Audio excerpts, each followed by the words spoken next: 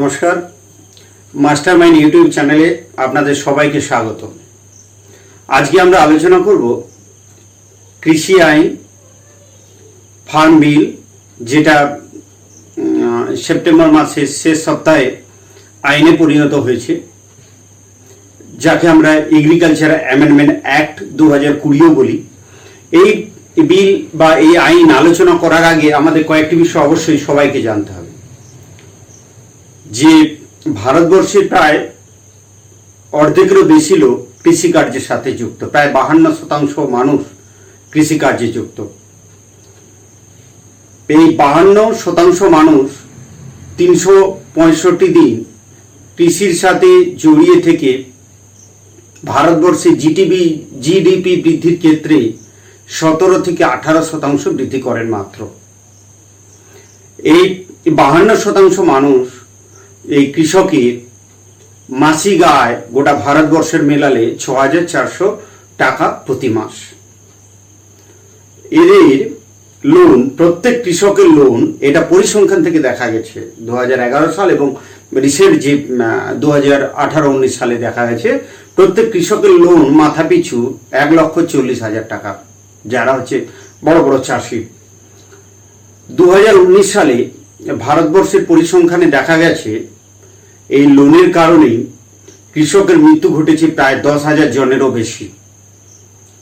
আর কৃষকেরা যে পরিমাণে ফসল উৎপাদন করে তার মূল্য পায় মাত্র 10 থেকে 23% পর্যন্ত। অর্থাৎ একটি দ্রব্যের বিক্রয় মূল্য যদি 100 টাকা হয়, চাষি সেখানে মূল্য পেয়েছে 10 টাকা কিংবা 23 টাকা। এরপরে ভারতবর্ষের গ্রামে প্রায় 72% মানুষ কৃষিকাজের সাথে যুক্ত। আবার ওই 72% মানুষ কৃষি কাজের সাথে যুক্ত হলেও তার 1% ওই পরিবারগুলোর মাত্র 1% যুবক কৃষির সাথে জড়িয়ে থাকতে চায়। আর কি না, এই যে 72 গ্রামের 72% কিংবা ভারতবর্ষের 52% কৃষক এতে জড়িয়ে আছেন। ওই কৃষকেরা কৃষির বাইরেও 76% অন্য কাজে যুক্ত হতে চান। আর সবচেয়ে অবাক করা বিষয়, ভারতবর্ষের এই পার্লামেন্টে, রাজ্যসভা ও লোকসভায় যতজন এমপি আছে তার 38% এমপি এই কৃষক সম্প্রদায়ের ভুক্ত। তো তবুও এই কৃষকদের দুঃখ দুর্দশা কখনোই ঘোচেনি, এবং এই আইনি ঘুঁচবে কিনা সেটা আমরা আলোচনা করলে আপনারাই বিচার বিশ্লেষণ করবেন। ব্রিটিশ আমলের সময় থেকেই ভারতবর্ষে চাষিদের ওপর সেই যে নির্যাতন শুরু হয়েছে, এখন অবধি সেই নির্যাতন চলছে কিনা বা চলবে কিনা সেটা আপনারা বিচার করে বলবেন। ব্রিটিশরা যখন ভারতে ব্যবসা বাণিজ্যের নাম করে এদেশে আসে, তখন সেই নীল বিদ্রোহের কথা জেনেছি। চাষিদেরকে একটা চাষ করার পর একটা নির্দিষ্ট বাজারে বিক্রি করতে হতো। বছরের পর বছর চাষিরা সেই নীল চাষ করলেও বছরের শেষে সেই তারা ঋণগ্রস্ত হয়ে থেকে তাদের আর দুঃখ দুর্দশা কখনোই খুঁজত না। আমরা এই 2020 সালে যে কৃষি বিল, যেটা হচ্ছে কৃষি আইন, যেটা হচ্ছে এগ্রিকালচার অ্যামেন্ডমেন্ট অ্যাক্ট 2020, তার 3টে যে বিল হয়েছে, সেগুলো আলোচনা করার পূর্বে আমরা আলোচনা করব আগে কি কি পদ্ধতিতে আমাদের এই কৃষি আইনটা কি ছিল বা বর্তমানে কি হতে চলেছে, কেন তার বদল ঘটছে। আর এটা প্রসঙ্গক্রমে আরো বলবো, আমরা সেই 2004-05-এর বিএসএনএল এর সিমের সঙ্গে এয়ারটেল, ভোডাফোন এবং বর্তমান দিনের জিও সিম, এবং বর্তমানে আইপিএল যে দেখার জন্য ডিজনি হটস্টারের সাবস্ক্রিপশন ইত্যাদি সব আলোচনা করব। সেগুলো পরে পরে আপনারা পুরো ভিডিওটা দেখলে বুঝতে পারবেন। আমরা সুবিধা অসুবিধাগুলো ডিসকাস করব, আপনারা এরপর মূল্যায়ন করবেন এটা কতখানি চাষিদের পক্ষে উপযোগী কিংবা উপযোগী নয়। 1965 সালে APMC, agriculture produce market committee, অর্থাৎ 1965 সালে ভারত সরকার কৃষি উৎপাদিত বাজার কমিটি গঠন করেন। এর মাধ্যমে কি করা হয় না, ভারতবর্ষের বিভিন্ন প্রান্তে এলাকা ভিত্তিক কিষাণ মান্ডি গড়ে তোলা হয়। কিষাণ মান্ডি গড়ে তোলার ফলে কৃষকেরা ওই নির্দিষ্ট কিষাণ মান্ডিতে গিয়ে তাদের উৎপাদিত দ্রব্য সামগ্রী বিক্রি করতে পারত। আর কি তাতে অনেকগুলো সুবিধা ছিল। কি এমএসপি ছিল। এমএসপি কি না, minimum standard price, minimum selling price, minimum supporting price. অর্থাৎ চাষিরা কোনো একটা দ্রব্য উৎপাদন করতে যদি 20 টাকা খরচ হয়, তার মজুরি বা তার পশু শ্রম, নিজের শ্রম এবং অন্যান্য খরচ খরচা মিলে 40 টাকা কি 35 টাকা সরকার নির্ধারণ করে দেয়। তার ফলে কি হয়, ওই চাষি ওই কৃষিজাত উৎপাদিত দ্রব্যকে বিক্রি করলে তার থেকে একটা লাভ পেত। এই ফার্মার্সরা, তাতে কি হতো, কৃষকদের আয় বাড়তো। কারণ কি, তার নির্দিষ্ট খরচের পরও তার নির্দিষ্ট একটা মানে আয়ের একটা সুযোগ থাকতো। আর যখন কৃষক ওই এপিএমসি অর্থাৎ হচ্ছে এগ্রিকালচার প্রডিউস মার্কেট কমিটি, সেই কিষাণ মান্ডিতে নিয়ে যেত, সেখান থেকে প্রত্যেকটা রাজ্য 2.5%, 3% ইত্যাদি হারে কি করে ট্যাক্স বসায়। তার ফলে রাজ্যের সেটা ইনকাম হয়, আয় হয়। যেমন 2019 সালে পাঞ্জাবে প্রায় 1740 কোটি টাকা শুধু এপিএমসি বা কিষাণ মান্ডি থেকে ট্যাক্স বাবদ আয় হয়েছে। আর এমপ্লয়মেন্ট, এখানে কি হচ্ছে, কিষাণ মান্ডি থাকার ফলে এখানে প্রচুর পরিমাণে মানুষ, কৃষক, ক্রেতা, বিক্রেতা, মিডলম্যান এবং অন্যান্য ছোটখাটো ব্যবসায়ী ইত্যাদিরা কি করেন, ওখানে কাজকর্ম পেয়ে থাকেন। আর এই কৃষকেদের, প্রত্যেকটা কৃষক এরিয়ার মধ্যে একটা নির্দিষ্ট জায়গা রয়েছে, তার বাইরে মোটামুটি বিক্রি করার সম্ভাবনা কম থাকে। তার নিকটবর্তী কিষাণ মান্ডিতে গিয়ে বিক্রি করে, তার ফলে কি একটা এরিয়া নির্দিষ্ট করা হয়ে আছে।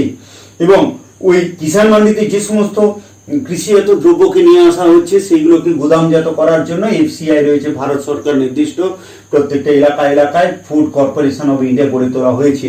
এই এপিএমসি গড়ে তোলার মূল উদ্দেশ্য এবং এই সুবিধাগুলো এইগুলো ছিল।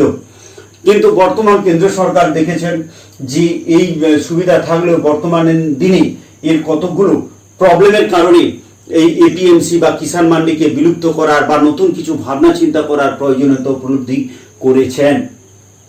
তার কি অসুবিধা, মিডলম্যান কন্ট্রোল, অর্থাৎ কি হচ্ছে না, চাষিরা যখন এই কিষাণ মান্ডিতে তাদের উৎপাদিত দ্রব্য সামগ্রী নিয়ে যাওয়ার সময় চাষির থেকে একটা কমিশন নিচ্ছে, আবার বিক্রেতার থেকে নিচ্ছে, প্লাস আর অন্যান্য খরচ খরচা, কাকে কোথায় বসতে দেবে না দেবে, এগুলো মিডলম্যান পুরোপুরি কন্ট্রোল করছে, যাদের কোনো প্রকার ইনভেস্টমেন্ট থাকে না। তার ফলে কি হয়, চাষি, ক্রেতা এবং বিক্রেতার কোনো প্রকার লাভ না থাকলেও মিডলম্যান ফুলে ফেঁপে উঠছে। তারপর কি, কমিশন এজেন্ট কিরকম রয়েছে না, চাষির থেকে মাল কিনে বিক্রেতার কাছে বিক্রি করে দেওয়া, ক্রেতা বিক্রেতার মাঝে এই মিডলম্যানরা থাকার ফলে কমিশন 2%, 3%, 4% এবং চাষি ভেদে, অর্থাৎ ছোট ছোট চাষির থেকে অনেক কমিশন নিয়ে তারা ফুলে ফেপে উঠছে। আর রুলিং পার্টি, যে রাজ্যে যে সরকার, যে দলের সরকার থাকে, সেই দলের লোকজন এপিএমসি বা কিষাণ মান্ডিতে তাদের দাদাগিরি, কর্তৃত্ব চলে। তারাও আলাদা একটা ওর উপর ট্যাক্স বা আলাদা করে টাকা আদায় করে থাকেন। এরপরে কি, এর বাইরেও এই বাজারের বসার খরচ, বাজার পরিচালনা খরচ, এখানে কোনো আলাপ আলোচনা খরচ, ট্যাক্স ইত্যাদি করে বিভিন্ন রকম ভাবে, আরো বিভিন্ন ভাবে তাদের থেকে, চাষিদের থেকে টাকা আয় করার ব্যবস্থা এই এপিএমসিতে ছিল বা আছে। এরপরে কি হচ্ছে, এটাকে বলা হচ্ছে, এর অসুবিধা কি না, এপিএমসিতে বলা হচ্ছে তার নিকটবর্তী অঞ্চলে এই তার উৎপাদিত দ্রব্যকে বিক্রি করার, যদিও বাধ্যবাধকতা ছিল না, কিন্তু ক্ষুদ্র ক্ষুদ্র চাষি বা ছোট ছোট চাষিদের ক্ষেত্রে কি হতো, তার নিকটবর্তী অঞ্চলেই এই মালপত্রকে বিক্রি করার একটা ব্যবস্থা করা হয়েছিল। সে বাইরে নিয়ে যাওয়ার খুব একটা সুযোগ পাচ্ছিল না। এরপরে কি না, কৃষকদেরও প্রচুর প্রবলেম, তার নিয়ে যাওয়ার প্রবলেম, বসার প্রবলেম, দালাল রাজ এবং কমিশন, মিডলম্যান ইত্যাদি কারণে কৃষকরা অনেক সমস্যার সম্মুখীন হচ্ছিল। কখনো কখনো তাদের লাভের থেকে লস হয়ে যাচ্ছিল, কৃষকরা দিনের পর দিন গরিব হয়ে যাচ্ছে। এরপরে করাপশন ও দুর্নীতি কিরকম না, এপিএমসির কিষাণ মান্ডিতে যাদেরকে বসানো হয়েছে তাদেরকে কি বলা হয়েছে, গুদামজাত করার জন্য সরকারি এমএসপি রেট অনুযায়ী তারা মালপত্র কিনবে। কিন্তু কখনো কখনো দেখা যাচ্ছে এফসিআই জায়গা পড়ে আছে, কিন্তু চাষিদের বলছে আর জায়গা নেই, তখন চাষিরা বাধ্য হয়ে কম দামে কিষাণ মান্ডির বাইরে বিক্রি করে। তখন এইখানকার যে এমএসপি বা এপিএমসির কিষাণ মান্ডির যারা আধিকারিক রয়েছেন, তারা কি করেন, খোলা বাজার থেকে অপেক্ষাকৃত কম দামে কৃষিজাত দ্রব্যকে কিনে এফসিআই গোডাউনে জমা করেন। তারা কিন্তু এমএসপি দর অনুযায়ী, অর্থাৎ বেশি দাম অনুযায়ী, তার ফলে তারা নিজেদের পকেটকে ভার করে নেন, অর্থাৎ তারা দুর্নীতিতে জড়িয়ে পড়েন। এরপরে কি, বিভিন্ন জায়গায় বিভিন্ন একই রাজ্যের বিভিন্ন প্রান্তে কিংবা বিভিন্ন রাজ্যের বিভিন্ন প্রান্তে একই দ্রব্যের, চাল, গম, ভুট্টা, জোয়ার, তার হচ্ছে এমএসপি বিভিন্ন রকম হওয়ার ফলে চাষিরা ক্ষতিগ্রস্ত হচ্ছিল।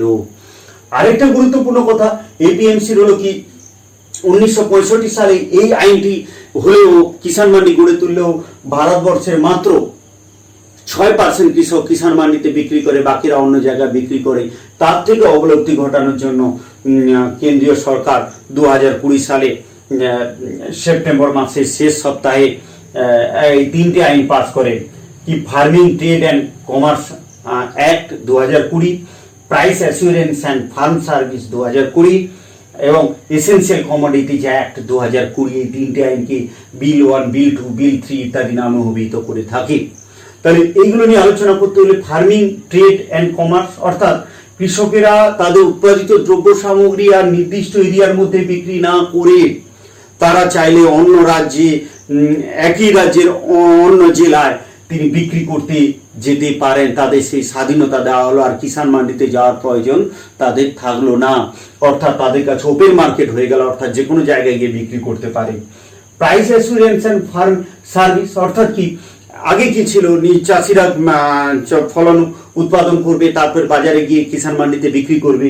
কিন্তু নতুন আইন অনুযায়ী বলা হচ্ছে বড় বড় কোম্পানি, প্রাইভেট সংস্থা, কর্পোরেট সেক্টর, তারা এসে আগে একটা দুটো তিনটে চারটে গ্রাম ইত্যাদি নিয়ে পুরো গ্রামটার সঙ্গে কন্ট্যাক্ট করলো যে আমাদের এখানে ধান হোক, গম হোক, ভুট্টা হোক, যা চাষ হবে পুরোটা আমরা নেব। বিনিময়ে আমাদের আগে থেকে কন্ট্রাক্ট থাকলো যে এটা কিলো পিছু এইরকম ভালো কোয়ালিটির হলে এত টাকা। অর্থাৎ চাষিও দেখলো তার তুলনামূলক বেশি দাম পাচ্ছে এবং তাদের বিক্রির আর চিন্তা ভাবনা থাকলো না। যদি একটু সুবিধা অসুবিধাগুলো আমরা পরে আলোচনা করবো। এই কন্ট্রাক্ট ফার্মিং এ এটা হলো সুবিধে। যেমন আমরা যদি একটা বীজ ফার্ম কোম্পানির প্রচুর গম লাগে, সে কি করবে, নিকটবর্তী কয়েকটা গ্রামে গম চাষির কাছ থেকে পুরো গম কিনে নেবে। এই হলো প্রাইস অ্যাসুরেন্স এবং চাষের আগেই দাম নির্ধারিত হয়ে থাকবে, তার ফলে চাষিরও সেখানে একটা লাভ হওয়ার সম্ভাবনা থাকে। এরপর এসেনশিয়াল কমোডিটিজ বলতে কি বলা হয়েছে, অত্যাবশ্যকীয় পণ্য। অর্থাৎ অত্যাবশ্যকীয় পণ্য এতদিন ধরে 1955 সালে যে নিয়ম করা হয়ে আছে, এই ডাল, আলু, চাল, পেঁয়াজ ইত্যাদি হতে আমাদের নিত্য প্রয়োজনীয় দ্রব্য সামগ্রী বেশি করে গুদামজাত করা বা স্টক করা যেত না। সরকারি বিধিনিষেধ থাকতো, সরকার চাইলে কেউ বেশি বিধিনিষেধ করলে সেখান থেকে সরকার ওটা তুলে আনতো কিংবা তাদের শাস্তি প্রদানের ব্যবস্থা ছিল। কিন্তু নতুন আইন অনুযায়ী বলা যাচ্ছে যে নিত্য প্রয়োজনীয় দ্রব্যগুলোকে যে যত ইচ্ছে বা তার লাইসেন্স প্রাপ্ত মানুষেরা সেটাকে গুদামজাতকরণ করতে পারেন। শুধু সরকার কয়েকটা ক্ষেত্রে সেটায় বিধিনিষেধ আরোপ করেছে। যদি দুর্ভিক্ষ, মহামারী, এই প্যান্ডেমিক পরিস্থিতি, ভয়ঙ্কর বন্যা ইত্যাদি হয়, তখন সরকার এই এসেনশিয়াল কমোডিটিজ অ্যাক্টটাকে একটু শিথিল করতে পারেন। আরেকটা কি, এসেনশিয়াল কমোডিটিজ অ্যাক্টে ফসল দু রকমের হয়, একটা হলো পেরিসেবল আর নন পেরিসেবল। পেরিসেবল মানে পচনযোগ্য, যেগুলো সহজে পচে যায়, সেগুলোকে বলা হচ্ছে যদি তার দাম 50%-এর বেশি কোনো সংস্থা, কর্পোরেট সংস্থা বা বাজারে বেড়ে যায়, তখন সরকার হস্তক্ষেপ করবে। যেমন কোনো একটা দ্রব্যের দাম যদি 100 টাকা হয়, সেটা 150 টাকার মধ্যে কর্পোরেট সংস্থা কিংবা কোনো বাজারে বিক্রি হলে সরকার সেটা হস্তক্ষেপ করবে না। কিন্তু যদি 151 টাকা হয়ে যায়, তখন সরকার সেটা পদক্ষেপ করবে। আর যেটা হচ্ছে পচনশীল নয়, যেগুলো অনেকদিন রাখা যাবে, সেই এসেনশিয়াল কমোডিটি, যেমন হচ্ছে ডাল, চাল ইত্যাদি, সরকার সেক্ষেত্রে কি বলেছে, এই আইন অনুযায়ী বলা হচ্ছে কোনো দ্রব্যের দাম যদি 100 টাকা হয়, তার ডবলের বেশি না হলে সরকার সেটার ক্ষেত্রে হস্তক্ষেপ করবে না। অর্থাৎ 200 টাকার বেশি যতক্ষণ না হচ্ছে ততক্ষণ সরকার ওই বিষয়টার মাথা ঘামাবে না। তবে এর একটা ব্যতিক্রম রয়েছে, সেই দুর্ভিক্ষ, মহামারী, প্যান্ডেমিক, ভয়ঙ্কর বন্যা, প্রাকৃতিক দুর্যোগ ইত্যাদি হলে তখন কিন্তু এসেনশিয়াল কমোডিটিজ অ্যাক্টের কিছু নিয়ম শিথিল করা যাবে। এবার সরকার যে নিয়মগুলো চালু করেছেন, এই 3টে বিল পাস করিয়েছেন, এটা আইন আকারে এসে গেছে, তাতে কি লক্ষ্য করা যাচ্ছে না, তাতে কিছু সুবিধা দেখা যাচ্ছে। কি, চাষিরা ওপেন মার্কেটে যেতে পারবে। অর্থাৎ চাষিরা যে কোনো জায়গায় তাদের পরিবহন ব্যবস্থার সুযোগ সুবিধা থাকলে সে গিয়ে বিক্রি করতে পারে। আর কি করতে পারে, তাদের বাধা নিষেধ থাকলো না, কোনো কিষাণ মান্ডিতে বা অমুক জায়গায় বিক্রি করতে হবে, তার পরিবহন ব্যবস্থা বা নিজে গিয়ে যদি বিক্রি করতে পারে তার সুযোগ পেতে পারে। এবং সরকারি এপিএমসির সরকারি মান্ডির বদলে প্রাইভেট মান্ডিতে গিয়েও বিক্রি করতে পারবে।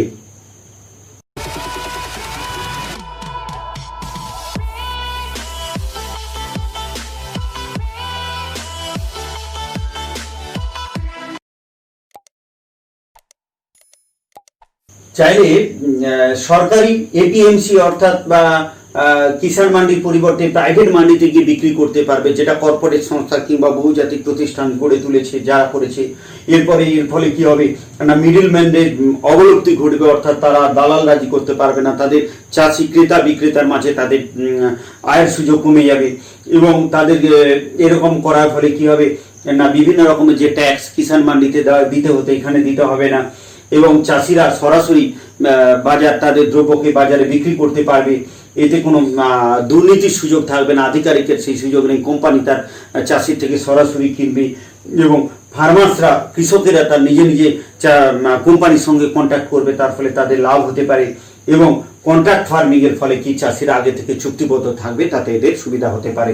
এই আইনে এই সুবিধাগুলো রয়েছে, কিন্তু এতে কিছু অসুবিধাও রয়েছে। কিরকম অসুবিধা না, এটার ফলে কি হচ্ছে, প্রাইভেট যখন মান্ডি খুলে দেওয়া হবে তখন হচ্ছে কি সরকারি এপিএমসি বা কিষাণ মান্ডিগুলো আস্তে আস্তে করে অবলুপ্তি ঘটবে, এবং রাজ্য সরকারের ট্যাক্স আস্তে আস্তে কমে যাবে, রাজ্যের ইনকাম কমে যাবে। এবং এই কিষাণ মান্ডিতে বিভিন্ন পর্যায়ের লোকেরা যে বিভিন্ন আয় উপায় করে খেতেন, তার ফলে কি হবে, বেকারত্বের হার বাড়বে, অনেকে কাজকর্ম পাবেন না, এবং এতে কোনো সরকারি হস্তক্ষেপ থাকবে না। ওর ফলে দাম কখনো ওঠানামা করবে, অর্থাৎ কোম্পানি যদি কখনো ওই দামগুলোকে বেশি না বাড়ায় কিংবা কমিয়ে দেয়, প্রথমের দিকে কোম্পানি ওইগুলোকে বাড়াবে, পরে ওগুলো কমিয়ে দেবে। আমাদের সেই মনে আছে 2004-05 সালে যখন বিএসএনএল সিম নেওয়ার জন্য হাজার হাজার মানুষ লাইন দিয়ে দাঁড়িয়েছিল, এবং উৎকোচ দিয়েও সে সিম পায়নি, কারণ বিএসএনএল একটা আলাদা গুরুত্ব ছিল। তার 2-3 বছর পরে সরকার সেটাকে সরকারি বদলে বেসরকারিকরণকে প্রাধান্য দিতে গিয়ে এয়ারটেল, ভোডাফোন, আইডিয়া, ইউনিনর ইত্যাদি কোম্পানি প্রাধান্য পেয়ে যায়। তার ফলে সেগুলো প্রায় 16 শতাব্দী দিব্যি ভালোই ওই কোম্পানিগুলো চলেছিল। তারপরে কি হলো, বাজারে জিও নামে একটা নতুন ফোন কোম্পানি এলো। জিও কি করলো না, মানুষকে 1 বছর বিনা খরচে, 1 বছর 1.5 বছর বিনা খরচে ফোন করার সুযোগ সুবিধা দিল। তারপরে একটা তার লিমিট বেঁধে দিল, এবং বর্তমানে কি দেখা গেল, ছোট ছোট সব ফোন কোম্পানিগুলো অবলুপ্ত হয়ে গেল। এখন জিও একাধিপত্য তাদের চলছে বাজারে, একচেটিয়া বাজার চলছে। ভোডাফোন, এয়ারটেল যেটা মাঝখানে একচেটিয়া চলেছিল, তাদের একচেটিয়া বাজার চলছিল, তারা এখন বসে গেছে। ভবিষ্যতে ঠিক আমাদের এই কৃষি আইন অনুযায়ী এরকম একটা হওয়ার সম্ভাবনা থাকবে। এবং এতে যে MSP, minimum supporting price, minimum selling price, minimum standard price ইত্যাদি থাকবে কিনা সন্দেহ আছে, যদিও কেন্দ্র সরকার বলছেন এমএসপি রাখা হবে। দেখা গেছে 22টি ফসলের ওপর এমএসপি রাখা হলো, মোটামুটি 4-5টি ফসলের উপর এমএসপি নির্ধারণ করা হয়। ভবিষ্যতে কৃষি আইনে থাকবে কিনা সেটা নিয়ে সন্দেহ রয়ে গেছে। আর এই নিত্য প্রয়োজনীয় দ্রব্য সামগ্রীকে স্টকিং করার আনলিমিটেড ক্ষমতা দেওয়ার ফলে কি হবে, বাজারে ব্ল্যাক মার্কেটিং শুরু হবে, বাজারে কৃত্রিমভাবে ক্রাইসিস তৈরি করে সেখানে দাম বাড়ানো হবে। নির্দিষ্ট দাম পেলে তবেই প্রাইভেট কর্পোরেট সংস্থা বা প্রাইভেট প্রতিষ্ঠানগুলো ওই নিত্য প্রয়োজনীয় দ্রব্যকে বাজারে আনবে। এগুলো এর অসুবিধে।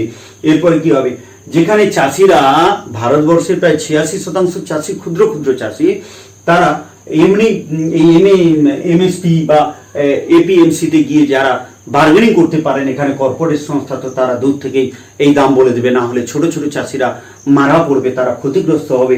এবং ট্রান্সপোর্ট খরচটা আস্তে আস্তে দূরে বিক্রি করবে ঠিকই, ছোট ছোট চাষিকে সেই পরিবহন খরচ সামলে অনেক দূরে গিয়ে বিক্রি করার সামর্থ্য পাবে, হয়তো হবে না। অ্যামাজন ফ্লিপকার্টের কথা আপনারা মনে করুন, আমাদের অ্যামাজন ফ্লিপকার্ট যখন আমাদের বাড়িতে বাড়িতে পণ্য সামগ্রী দিত, তখন 100 টাকা, 200 টাকা, 50 টাকা দিলে ফ্রিতে সার্ভিস দিত। এখন যেমন নতুন নিয়ম করে দিয়েছে কি, 500 টাকার কম হলে হবে না, আপনারা প্রিমিয়াম মেম্বার না হলে হবে না। এখন প্রিমিয়াম মেম্বার না হলে আবার বলছে এটা হতে হবে। এই করে আস্তে আস্তে যে অ্যামাজন ফ্লিপকার্টের মতো না জানি এই কৃষি আইনে কর্পোরেট সেক্টরগুলো ঠিক একই রকম চাষিদের সঙ্গে না দুর্ব্যবহার শুরু করে, চাষিরা আরও না পিছিয়ে পড়ে। এরপরে কি এর একটা আইনগত সমস্যা আছে, অর্থাৎ চাষিরা কোনো পরিস্থিতিতেই কোনো প্রবলেমে পড়লে তার আদালতে যেতে পারবে না, সেই জন্য সাব ডিভিশনাল ম্যাজিস্ট্রেটের কাছে যেতে হবে, সেখানেই সমাধান হবে, তিনিই সমাধান করবেন। এবারে এই আইনটা, এই এগ্রিকালচারাল অ্যামেন্ডমেন্ট অ্যাক্ট 2020 কার্যকরী করার জন্য বিরোধীরা, কৃষকেরা এবং বিভিন্ন বুদ্ধিজীবী ব্যক্তিবর্গ কয়েকটি পরামর্শ দিয়েছেন। যদি এটাকে করা যায় তাহলে কৃষকেরও লাভ হবে, সরকার পক্ষ খুশি হবে, বিরোধী পক্ষ খুশি হবে, কৃষকরা আনন্দিত হবে, চারিদিকে এরকম আন্দোলন হবে না। কি করতে হবে না, লিগ্যাল এম্পাওয়ারমেন্ট দিতে হবে, কৃষকদের আইনগত স্বীকৃতি দিতে হবে, আদালতে যাওয়ার সুযোগ দিতে হবে। কোনো কোম্পানি যদি তাদের সঙ্গে বিদ্রোহ করে তাহলে তারা আদালতে যাওয়ার সুযোগ পাবে, শুধুমাত্র সাব ডিভিশনাল ম্যাজিস্ট্রেটের কাছে গেলে হবে না। তারপরে এমএসপি কে স্ট্রেনথেন করতে হবে, অর্থাৎ জোরদার করতে হবে। এমএসপি এমন একটা দিতে হবে যে মিনিমাম এমএসপি বেঁধে দিতে হবে। একটা গম উৎপাদন করতে গিয়ে আমার খরচ পড়লো ধরা যাক 25 টাকা, বাজারে আমি গমের মেলাম কত, কৃষকের থেকে বিক্রি হলো, তো খরচ মূল্য তার হলো 25 টাকা। কি করতে হবে, সে এমএসপিটাকে যদি একটা নির্দিষ্ট করে দেওয়া যায়, অর্থাৎ minimum selling price, standard price ইত্যাদি যদি ঠিক করে দেওয়া যায়, তাহলে দেখা যাবে কি চাষিরা উপকৃত হবে। চাষিরা উপকৃত হলে আমাদের দেশের অর্থনৈতিক অবস্থা উন্নতি হবে এবং সব পক্ষই খুশি হবে। এরপরে কি করতে হবে না, এপিএমসি গুলো যেগুলো আছে সেগুলোকে নতুন রূপে নবরূপে সুসজ্জিতকরণ করতে হবে, যাতে দালাল রাজ কম চলে, পার্টিবাজি কম চলে এবং কৃষকেরা ক্রেতা বিক্রেতা উভয়ই লাভবান হয়। এবং মিডিলম্যানদের আস্তে আস্তে করে কন্ট্রোল করতে হবে, অর্থাৎ মিডিলম্যানরা অবশ্যই সহযোগিতা করলে সেখান থেকে তারা ইনকাম করবেন, কিন্তু সেটা এমন বেঁধে দিতে হবে যাতে ক্রেতা বিক্রেতা ক্ষতিগ্রস্ত না হয়। এবং ওয়ান মার্কেট ওয়ান এমএসপি করতে হবে, অর্থাৎ একটা বাজার ভারতবর্ষে ধান তো ধান, গম তো গম, ভারতবর্ষের সব জায়গায় পরিবহন খরচ অতিরিক্ত একটু কম বেশি হতে পারে, কিন্তু এমএসপি প্রায় একই রকম হতে হবে। আর সরকারি হচ্ছে স্টোরেজ ফ্যাসিলিটি জোরদার হতে হবে। সরকার কৃষকদের বিভিন্ন রকম ভর্তুকি এবং ইনভেস্টমেন্ট করবেন, যাতে চাষিরা উৎসাহিত হবেন, তারা চাষ করার ফলে দিকে এগিয়ে আসবেন। এবং সরকারি হচ্ছে পরিবহন ব্যবস্থার মাধ্যমে তারা অন্য রাজ্যে বিক্রি করারও সুযোগ পাবেন। শুধু তাই নয়, একটা দ্রব্যের যেমন এমএসপি বেঁধে দিতে হবে, তেমনি সর্বোচ্চ লিমিটও বেঁধে দিতে হবে। এই কথাটা বললাম এই কারণে, আমরা কয়েকটা উদাহরণ নিয়ে পরিসংখ্যান নিয়ে দেখেছি। গম ধরা যাক, গম চাষির কাছে বিক্রি হচ্ছে 10 টাকা করে, বাজারে পাইকারি বিক্রি হচ্ছে 30 টাকা করে। আবার যখন ডিপার্টমেন্টাল স্টোরে বিভিন্ন কোম্পানির আমরা শপিং মলে কিংবা হচ্ছে বিগ বাজারে যাচ্ছি, তখন সেটা 60 টাকায় বিক্রি হচ্ছে, সেটা বিভিন্ন কোম্পানি ব্র্যান্ড হয়ে যাচ্ছে। তাহলে চাষি যেটাকে 10 টাকায় বিক্রি করলো সেটাই আমরা কিনে খাচ্ছি 60 টাকা করে। কাদের স্বার্থে এইগুলো করা হয়? যেমন হচ্ছে বাজরা 17 টাকা হচ্ছে চাষির কাছে দাম, আর সেটা যখন পাইকারিতে যাচ্ছে 23 টাকা, এবং আমরা যখন ডিপার্টমেন্টাল স্টোর থেকে বিগ বাজার থেকে কিনছি তখন সেটা 80 টাকা হয়ে যাচ্ছে। জোয়ার হচ্ছে চাষির কাছে দাম হচ্ছে 16 টাকা, পাইকারিতে 30 টাকা, আর আমাদের কাছে ডিপার্টমেন্টাল স্টোরের মাধ্যমে বিভিন্ন কোম্পানির নাম হয়ে 120 টাকা আসছে। আর শুধু তাই নয়, এই আবার এর ক্ষেত্রে এভাবে আরো বেশ কিছু জব যেমন আছে, 10 টাকা হচ্ছে চাষি বিক্রি করছে, পাইকারিতে 24 টাকা এবং 120 টাকা হচ্ছে ডিপার্টমেন্টাল স্টোরের মাধ্যমে আমাদের কাছে আসছে। আমাদের প্রশ্ন হলো, সরকারকে এই বিষয়টা দেখতে হবে, কোন চাষি তার উৎপাদিত দ্রব্যের জন্য মিনিমাম প্রাইসটা পান, সেলিং প্রাইসটা পান, সাথে সাথে আপার সীমাও বেঁধে দিতে হবে। যে চাষি যত পাচ্ছে, অ্যাকচুয়ালি কি হচ্ছে, আমাদের এই আইনগুলো আগেও হয়েছে, বর্তমানেও হয়েছে, যে মাঝের মিডিলম্যানরা ফুলে পেঁপে যাচ্ছে, যাদের কোনো নো ইনভেস্টমেন্ট, শুধুমাত্র হস্তান্তর করে চাষির থেকে মাঝখানে কিছুদিন নিজে রাখলো, কিংবা গুদামজাতকরণ করলো, কিংবা নিয়ে চাষির থেকে সরাসরি নিয়ে বিক্রেতার কাছে বিক্রি করে সেই বহু টাকার মালিক হয়ে গেল। এই আমাদের যে বাজারে আলু পেঁয়াজের কথা বলি, আলু চাষিরা বিক্রি করেছে 5-6 টাকা কিলো করে, পেঁয়াজ বিক্রি করেছে 5-6 টাকা কিলো করে, সেটাই আজকে আমরা আলু কিনে খাচ্ছি 35 টাকা 40 টাকা, পেঁয়াজ 40-50 টাকা করে। তাহলে চাষির এই লাভটা কারা নিচ্ছে? চাষিও পেল না, ক্রেতাও পেল না, মাঝখানে মিডিলম্যান, ফরেরা, আড়তদাররা ইত্যাদি লাভ করলো। আর এই কারণেই তো যে প্রতি বছর গত 2019 সালে ভারতবর্ষে প্রায় 10,000 কৃষক আত্মহত্যা করেছে। আমরা শুনে একটু অবাক হই, সহানুভূতি দেখাই, কিন্তু কখনো কি ভেবেছি? আমাদের অর্থনীতিকরা পরিসংখ্যান দিয়ে দেখিয়েছেন, চাষিদের এই আয় বেড়েছে মাত্র 10 বছরে 21%, আর চাকুরিজীবীদের আয় বেড়েছে 190 থেকে 200%। এই বৈষম্য দূর করতে পারলে চাষিদের আত্মহত্যার প্রবণতা কমবে, এবং এই আইনটাকে আরো কৃষক দরদি, কৃষক স্বার্থ নিয়ে শাসক বিরোধী বুদ্ধিজীবী নিয়ে করলে, কৃষকদের নিয়ে করলে এটা আরো গ্রহণযোগ্য হবে, চাষিদের অবস্থা উন্নত হবে, তাতে চাষিরাও স্বতঃস্ফূর্তভাবে আইন গ্রহণ করবে। আশা করি আমরা এই নতুন যে agriculture amendment act, farm amendment act, কৃষি অ্যামেন্ডমেন্ট বিল বা কৃষি আইন ব্যাখ্যা করলাম আপনারা সবাই বুঝতে পেরেছেন। আশা করি ভালো লাগলে আমাদের চ্যানেল সাবস্ক্রাইব করবেন, শেয়ার করবেন এবং লাইক করবেন।